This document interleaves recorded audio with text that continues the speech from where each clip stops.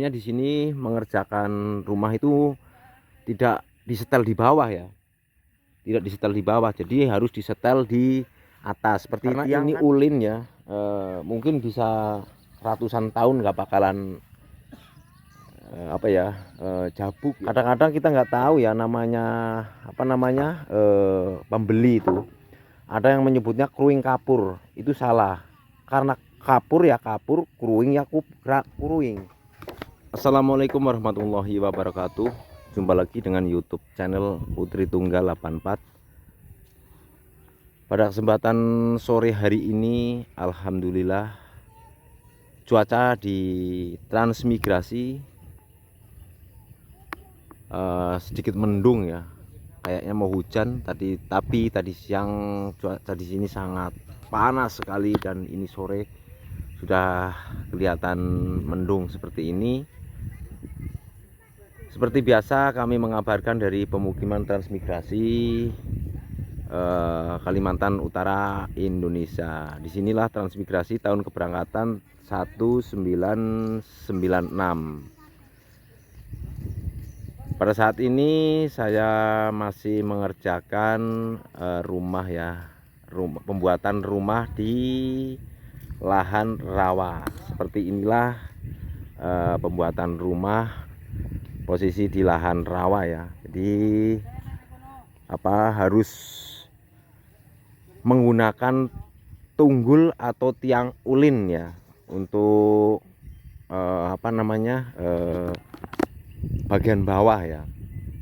Dan juga di sini untuk harga ulin sangat lumayan luar biasa ya. Ya kalau harga di sini masih sudah lumayan besar, apalagi misalnya di luar daerah Kalimantan. Mungkin kayaknya sekarang nggak ada yang keluar dari wilayah Kalimantan ya. Karena harga di sini juga sudah lumayan mahal ya. Di sini sudah satu kubiknya mencapai 6 juta. Jadi untuk membuat rumah kayu ya, ini rumah kayu ukuran 6 kali 6 menggunakan bagian bawah kayu ulin.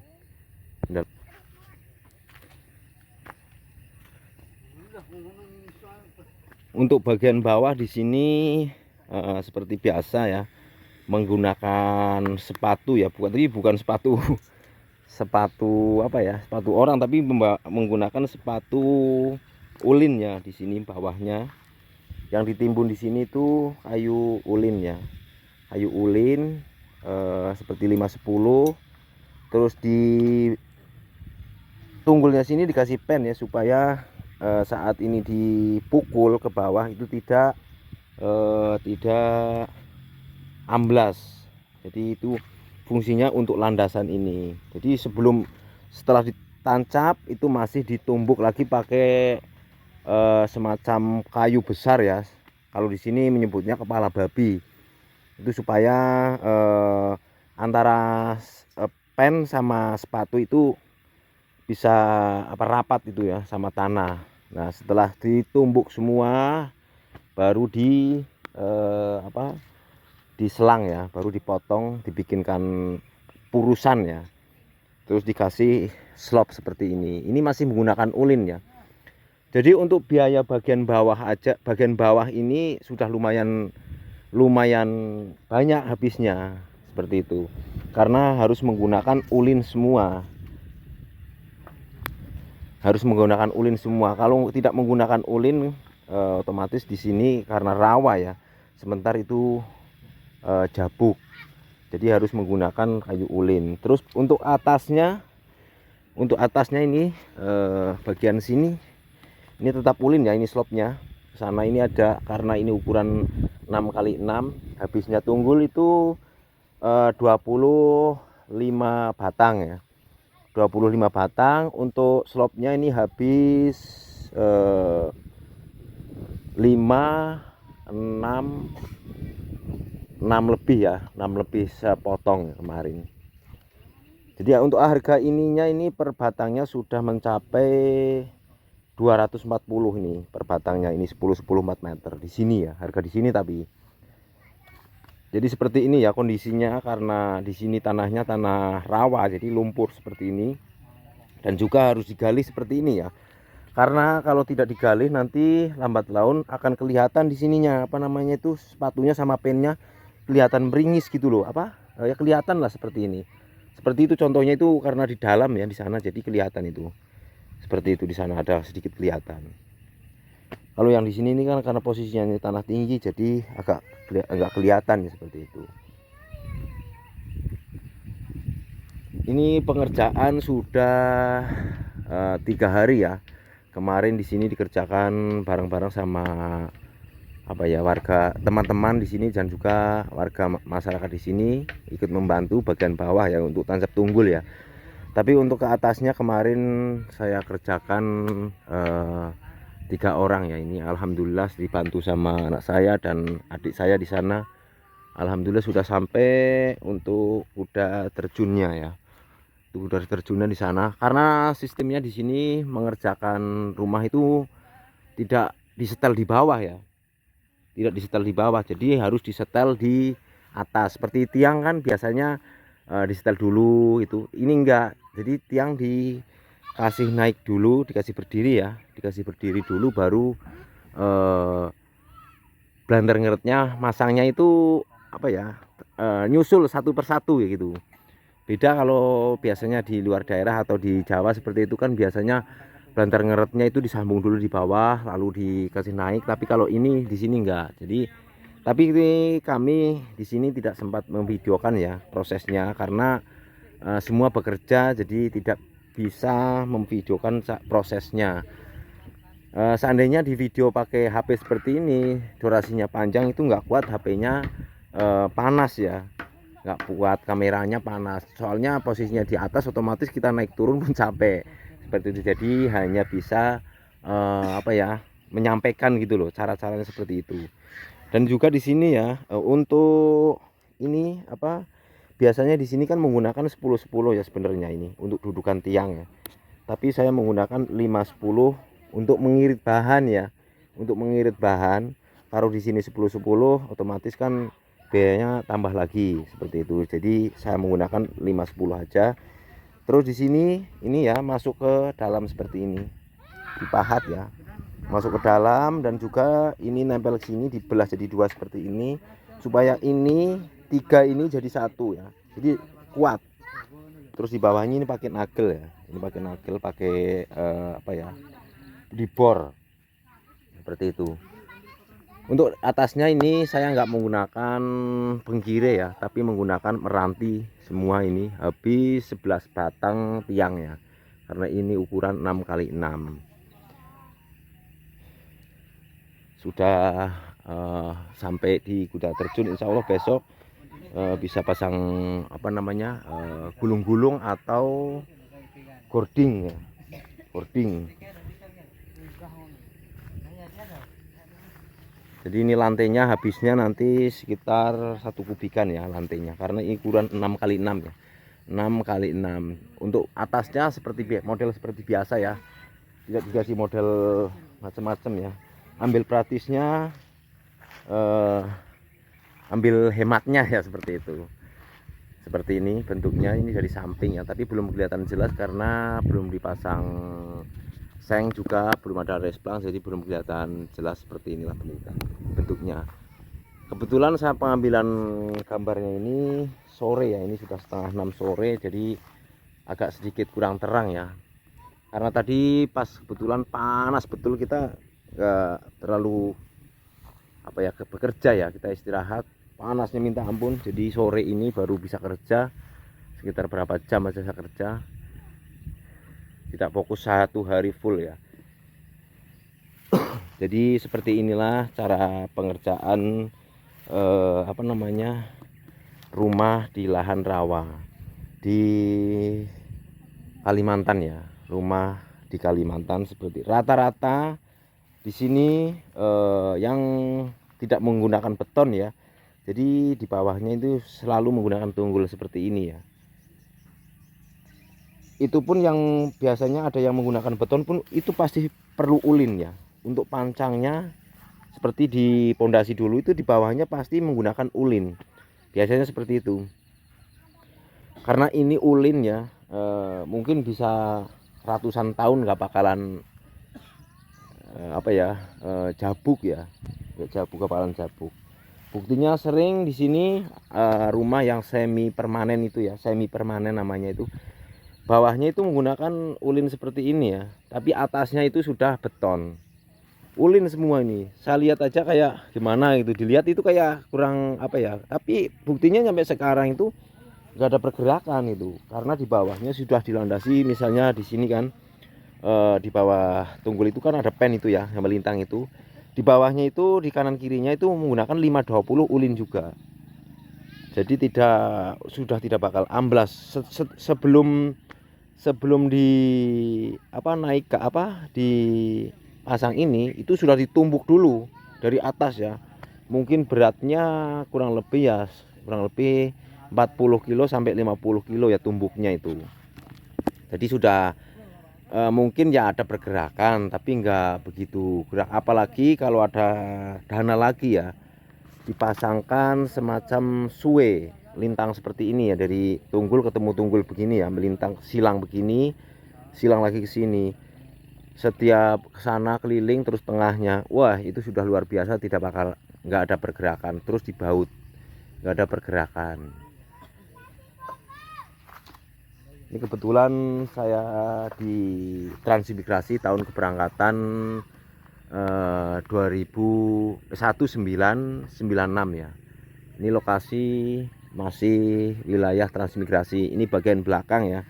Ini bagian belakang di sini, hampir 200 meternya itu ya, batas rumah itu kelihatan di sana.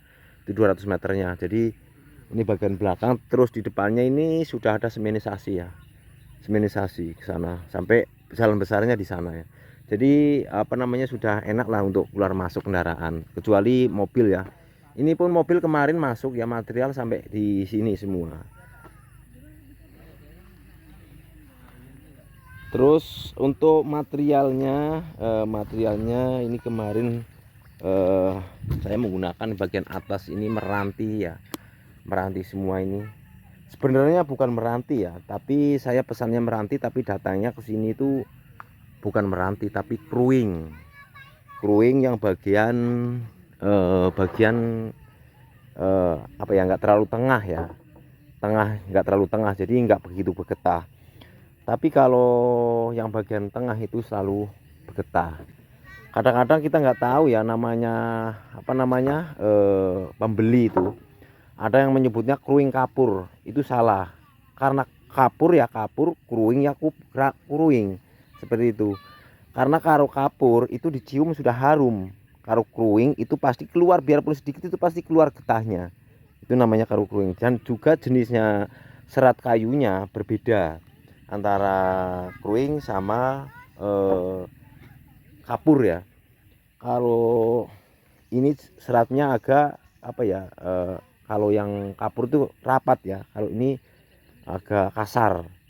Kalau ini ya bisa dilihat tuh kasar seperti itu. Kalau kapur itu halus, dan juga kalau dicium itu harum. Kalau ini beda, harumnya beda seperti itu. Karena kalau ini pasti ada getahnya itu kalau kruing. Tapi kadang-kadang kita nggak tahu ya, namanya pembeli kadang-kadang yang nggak tahu kayu itu bilang kruing kapur. Jangan, kalau kruing kapur pasti ada beda, nggak seperti ini. Warnanya juga kuning, ini kan agak sedikit kemerah-merahan ya itu warnanya. Jadi ada getahnya, biasanya seperti ini tuh, ini ada getahnya sedikit tuh, ini namanya kruing kapur. Banyak sekali sekarang karena saking lambat laun, kayu juga jauh, posisinya jauh, jadi kadang kita yang nggak tahu kan, oh ini kayu ini jenisnya ini, tapi beda. Itulah tinggal kita yang pembeli yang jeli ya, memilih kayu. Karena kadang-kadang ada pedagang yang tidak jujur ya, bilang kayu ini tapi nyatanya bukan ya. Sekarang Benggiri aja sudah kalau yang nggak tahu pasti banyak yang tertipu ya, karena jenisnya, warnanya mirip, terus seratnya mirip, beratnya mirip, cuman kekuatan beda. Karena ya saya sudah dulu sebelum apa ya, sebelum bekerja lain-lain kan pernah juga mengerjakan yang namanya penggesek atau gesek kayu ya dulu. Tapi untuk saat ini sudah saya bekerja serabutan ya, seperti di jasa penyeberangan, terus pembuatan rumah ya, kita keliling transmigrasi untuk memvideokan warga transmigrasi di Sebungur dan lain-lainnya. Ini seperti ini hasil 3 hari ini, alhamdulillah sudah sampai ke apa namanya, kuda terjun ya. Jadi karena waktunya ini sudah sore, jadi istirahat dulu, dilanjut besok insya Allah. Untuk kelanjutannya besok pemasangan gording atau gulung-gulung. Kalau di sini biasanya orang menyebutnya gulung-gulung. Ini cukup 2,5 seng, nggak sampai ini, karena ukurannya nggak full 6 meter ya. Ini nggak full 6 meter karena kondisi kayunya yang nggak sampai ya. 4 meter sama 2 meter itu masih dipotong sambungan ya.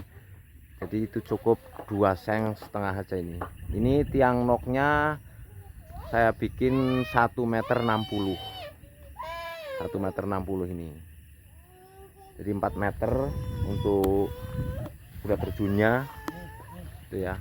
Jadi ya itu masih motong sedikit ini apa, udah terjunnya ya, sekitar kurang lebih hampir 10 cm, tapi nggak sampai 10 cm itu terjunnya. Jadi seperti itu ya teman-teman semuanya, cara pembuatan rumah di Kalimantan ya, di daerah rawa seperti inilah pembuatannya ya.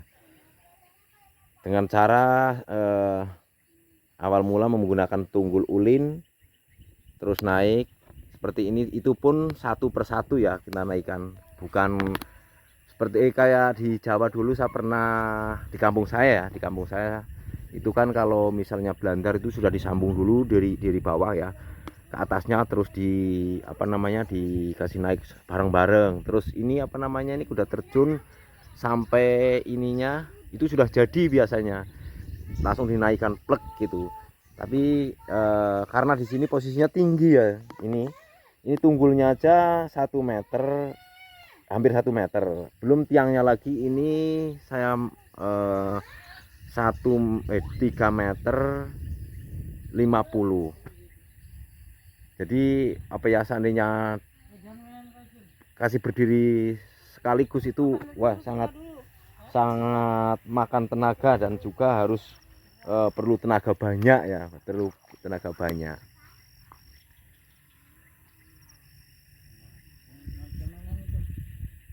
Cuaca sudah mulai terlihat mendung-mendung ini. Jadi pada sore hari ini alhamdulillah pekerjaan 3 hari pengerjaan sudah terlihat bentuknya, dan juga insya Allah besok mau dilanjutkan dengan pemasangan gulung-gulung atau gording ya. Doakan aja semoga besok kelanjutannya bisa langsung pemasangan seng ya, karena sebentar sih sebenarnya masang gording ini, sebentar ya, nggak lama, nggak perlu lama. Yang pemasangan lama itu biasanya apa namanya, proses yang finishing itu ya, pemasangan seng nanti lanjut lagi secara perlahan ya. Karena pasang seng juga kalau cuaca panas kita nggak mau ambil resiko ya, karena panasnya di sini. Ini tadi saya kebetulan nggak pakai baju, nggak apa ya, panasan. Jadi rasanya badan itu kayak saya sentuh begini aja kayak kena habis kena ini rumput ya, rasanya seperti itu. Baiklah teman-temanku semuanya, mungkin begitu saja saya mengabarkan dari Kalimantan Utara untuk pembuatan rumah di tanah rawa. Ada kurang lebihnya mohon dimaafkan. Apabila ada salah kata juga mohon dimaafkan ya. Jadi daerah sini semua itu sudah seperti ini ya. jarang sekali ditemui petani di sini.